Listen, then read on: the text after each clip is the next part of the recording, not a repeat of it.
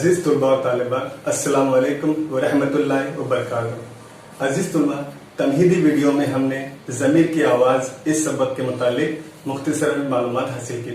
आइए इस सबक के चंद पैराग्राफ का हम लोग मुताला करेंगे।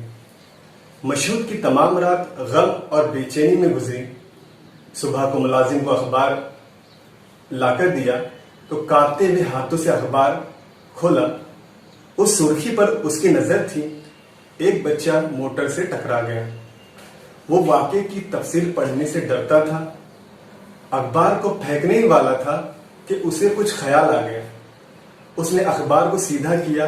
खबर कुछ यूं थी, कल 3 बजे सहपहर को आलमनगर की सड़क पर 4 बरस का बच्चा मोटर से टकरा गया। जख्मी बच्चे को उसकी मां के पास मकान नंबर 75 वाक़े गंजपुर पहुंचा दिया गया, लेकिन 2 घंटे के बाद उसका इंतकाल हो गया।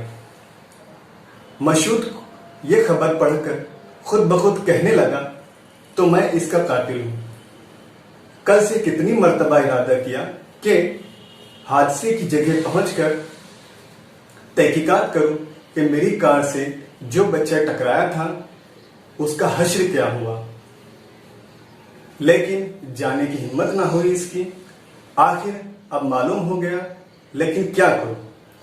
उसके घर जाऊं, उसकी मां से अपने जुर्म का इकबाल करूं, उस बदनसीब की तबाह हालत अपनी आंखों से देखूं। ऐसे ही कितने ख्यालात मशहूद के जहन में आ जा रहे थे। एक रोज मशहूद ने मुलाजिम से कहा, फौरन सामान बांधो, मैं बंबई जा रहा हूं। उसने तय कर लिया कि उस शहर से चले जाना ही बेहतर है। मुंबई की दिलचस्पियों में ये चुभन महसूस ना होंगी, जमीर की आवाज दब जाएंगी।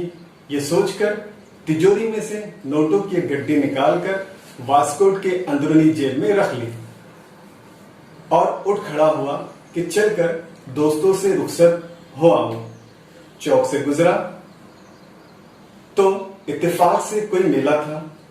बच्चे खिलौने मिठाइयां लिए आ जा रहे थे।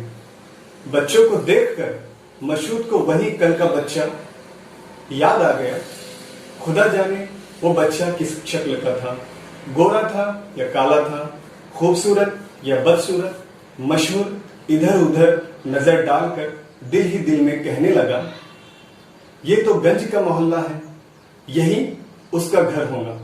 सामने की गली में लोग आ जा रहे थे। मशहूद भी उस गली में चला गया।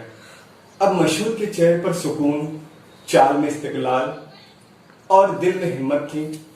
मकान नंबर 75 पर पहुंचकर जंजीर हिलाई। एक बूढ़ी औरत दरवाजे पर आई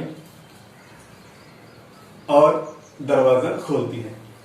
अजीज तुलबा व तालिबात, बकिया पैराग्राफ इंशाअल्लाह हम लोग अगले वीडियो में समाप्त करेंगे। तब तक के अल्लाह हाफिज।